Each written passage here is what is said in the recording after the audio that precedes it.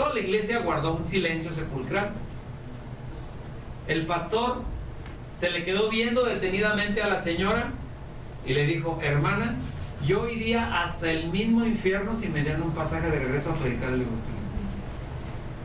La señora se quedó muy seriecita, se sentó y hasta ahí el comentario. Yo me acuerdo del hermano Gilberto Gutiérrez, tú lo conoces, sí. Él siempre decía que a donde él lo invitara, él iba, y lo invitaron a iglesias católicas, y él fue a iglesias católicas a predicar. Así es. Sí. La que sigue, por favor. En el día de hoy existe la idea, equivocada por cierto, en muchos aspectos, de que debemos estar bien separados. Sin embargo, bien separados me refiero de las demás iglesias, incluso evangélicas, en el caso de que sean de diferente denominación. O más aún en el caso, por ejemplo, de los católicos o los sabatistas o los ¿qué más? Bueno, Apóstoles. los que sean, ¿sí?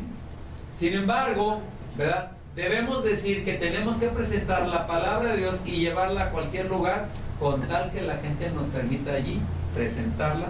Ahí está un candado, en la forma de vida, sin condiciones de que nos dijeran: vas a ir a hablar, puedes tocar esto y este tema, pero este no, o de esto no hables. Entonces no, bueno, si es un tema vital, por supuesto. Entonces debemos estar listos. Pablo, yo estoy seguro de que si existiera hasta la actualidad de él, físicamente hablando, y alguien le dijera: te invito a que vayas a la iglesia X ahí por la calzada, ¿sí? Él diría: pues luego, pero me dejan hablar todo lo que yo quiera. Sí, pues luego, usted nomás dígame a qué horas y luego, qué día, y luego nos vamos, ¿sí? La que sigue, por favor. Entonces podemos decir con toda honradez que siempre debemos estar presentando la palabra de Dios y que nadie pueda negar eso. Así es que podemos y debemos ir al lugar que sea necesario, siempre y cuando sea presentar el evangelio, ¿sí? Toda clase de iglesias o de casas, es más, hasta un monasterio que nos invitaran ahí, diríamos: pues luego, usted nomás dígame dónde está y a qué horas y qué día y yo voy, ¿sí? Entonces aquí tenemos un buen ejemplo. Pablo comenzó en Éfeso y la palabra de Dios salió de ese lugar de tal manera que cada una persona de esas millones de personas que vivían en Asia escuchó. La prueba está es de que sabemos de al menos 7 ciudades donde había muchas iglesias, no 7 iglesias. Tenemos la equivocada idea de decir las 7 iglesias del Apocalipsis, las 7 iglesias de Asia. No eran 7, eran 7 ciudades, que es una cosa muy diferente, pero no eran 7 iglesias. ¿Cuántas iglesias? Fíjense bien, nada más ponernos a pensar, ¿cuántas iglesias cristianas creen ustedes que habría en una ciudad de aproximadamente 1 millón de habitantes? Esa era la población de Éfeso. ¿Sería una iglesita de 15 personas? Habiendo 1 millón o más de habitantes en esa ciudad. Primero. Segundo, ¿sería una sola iglesia? Tercero, ¿cuántas personas asistirían a esas iglesias de la ciudad de Éfeso? En aquel tiempo mínimo eran 100,000. Si aquí, que es una ciudad chica, hay como 12 o 13, no sé cuántas serán. Imagínate, y con Pablo ahí en medio, y con todas las personas que él enseñó. ¿Preguntas, dudas hasta aquí? Pasamos a la 2, por favor, Damaris. Cerramos eso, por favor, y nos vamos a la esa. La abrimos y le damos a la siguiente. Éfeso, ya lo dijimos, era una ciudad bastante hermosa, probablemente la segunda ciudad en importancia en el Imperio Romano, superada solamente por Roma, la capital. Imagínense, si Éfeso tenía 1 millón o más, ¿cuántos tendría Roma en esa época? Vaya usted a saber. Sería algo así como Monterrey o Guadalajara o México, ¿sí? Bueno, la cultura que existía en ese tiempo en Éfeso era predominantemente griega. Los romanos aprendieron a construir sus edificios y a elaborar sus estatuas o sus monumentos en base a lo que habían aprendido de los griegos, ¿sí? Bueno, entonces, la ciudad de Éfeso fue fundada, fíjese bien, alrededor de 2000 años, según los historiadores, antes de Cristo. 2000 años. Para esas fechas, cuando Pablo andaba ahí, Cristo ya tenía muchos años de muerte. ¿Sí? Pues es una ciudad muy antigua, por un grupo de personas llamadas los eteos. Se podría decir que era una ciudad oriental, ¿verdad? O asiática. A partir del año 1000 antes de Cristo llegaron ahí los griegos y empieza a desarrollar o a florecer esa ciudad. Esa ciudad estaba pasando, ¿se acuerdan cuando vimos el dibujo del puente, el mapa del puente que dijimos el Ponto, que dice la Biblia en Hechos 2, ¿sí? Y les explicaba que Ponto es una palabra antigua que es un derivado, no es española, es una españolización de una palabra griega. Ponto es griego y significa puente en español. Bueno, pasando ese puentecito y bajando luego abajo en la costa, todavía está la ciudad de hasta la fecha, fíjense, hasta la fecha. La prueba está de que ya vimos las ruinas ahí, ¿sí? El caso es de que mucha gente dice que ahí no se sabe si es Asia o es Europa todavía, porque hay gente de muchas razas, con muchos idiomas, con muchas costumbres y lo más peligroso, con varias religiones, conviviendo en el mismo territorio. Pero eso no es el problema de que dijeran, es que estos son católicos y estos son protestantes. Ojalá y fuera eso. Son musulmanes con católicos y protestantes. El problema son los musulmanes. Ustedes saben lo que hacen ellos. Tremendos. Por la mala son tremendos. ¿Sí? Bueno, pues todo eso se mezcló en ese lugar llamado Asia. Cuando usted o yo oímos hablar de la palabra Asia, entendemos, nos imaginamos los chinos, los japoneses, ¿sí? Los vietnamitas, todo eso. Pero no.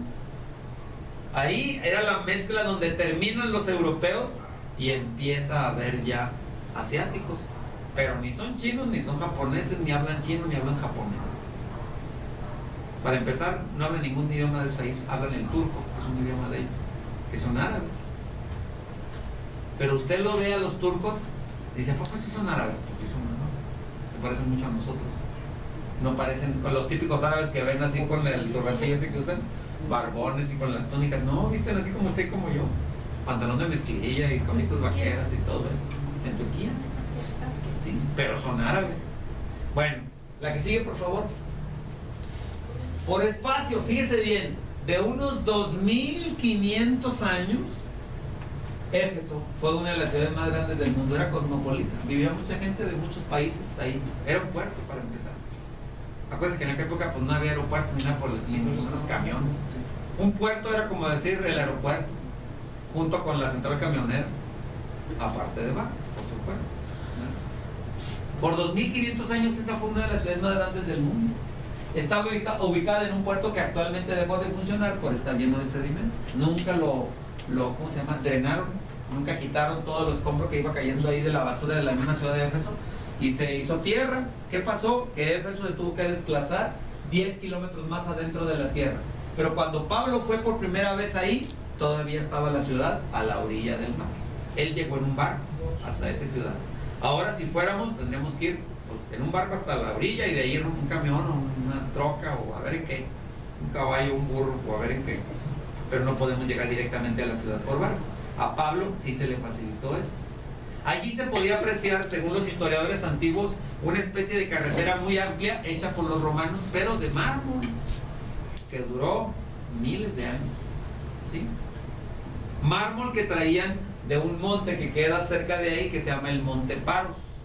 De ahí sacaron el mármol para hacer los monos esos de Diana de los Efesios y todos los monumentos que hicieron por ahí los romanos, ¿sí? Era célebre esa ciudad y esa montaña por los montes, por los mármoles, perdón. Y en ese lugar llamado Éfeso, en esa ciudad llamada Éfeso, estaba una de las 7 maravillas del mundo. Y esa era el templo de la diosa Diana de los Efesios. Ni más ni menos. Otro de las maravillas del mundo era el Coloso de Rodas, que tenía un pie en el continente.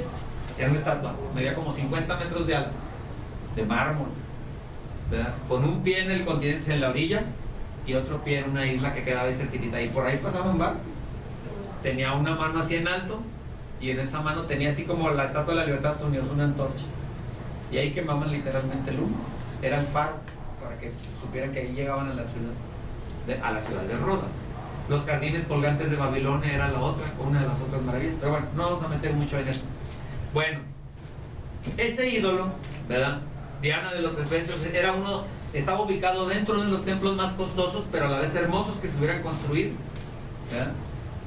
Ahí había muchas obras de arte.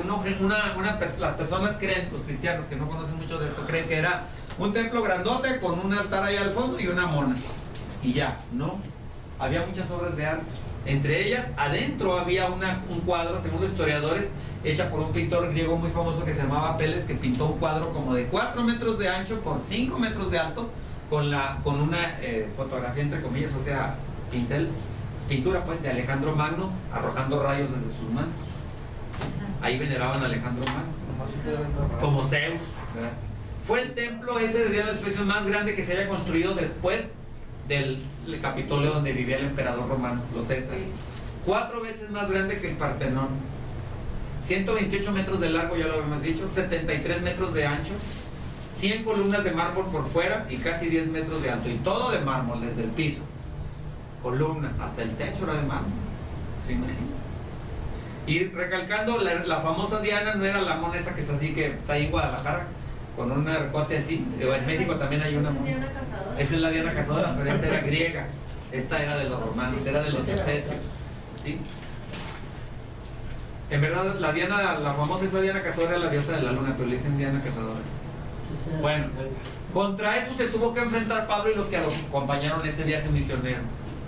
Pero sin embargo, el poder del evangelio venció el endurecimiento de los corazones de aquellas personas. Y esas iglesias, subrayo, esas iglesias, porque no era una, eran varias iglesias, no sabemos cuántas, tal vez muchas, en el corazón de la segunda ciudad en importancia del Imperio Romano. Y Pablo seguramente tenía un desasosiego tremendo. ¿Saben por qué? Porque en ese templo, llamado el templo de Diana de los Efesios, por ley, fíjense bien, imagínense que usted y yo vivimos en aquella época, en ese lugar. Bueno, por ley, según los historiadores antiguos, estuve ahí leyendo con unos comentarios y diccionarios antiguos, de registros antiguos de eso, y dice que por ley, todo ciudadano, toda persona que viviera en Éfeso, tenía que las mujeres ir un día a servir a esa mona. Y no estamos hablando de que le fuera a prender una veladora o que se hincara y le hiciera oraciones. Tenía que ofrecer su cuerpo para ser utilizado por los sacerdotes que atendían ahí. Es decir, iba a ser violada. Tanto mujeres casadas como jovencitas o jóvenes solteras. Una vez en su vida cuando menos. Si no, se creaban el rechazo de la población general. Entonces, ahora entendemos por qué Pablo dice que encontró muchos adversarios. En el pasaje lo leí, creo que el último. Entonces, nada más para que nos demos una idea del grado de perversión que había en esa época. En aquella época, estamos hablando de hace casi 2000 años ya. Bueno, y entre los manifestantes de ese día, entre los cabecillas de la rebelión en contra de lo que decía o que enseñaba Pablo, se encontraban obviamente los que fabricaban los ídolos de las réplicas del templo de Diana de los Efesios. ¿Por qué?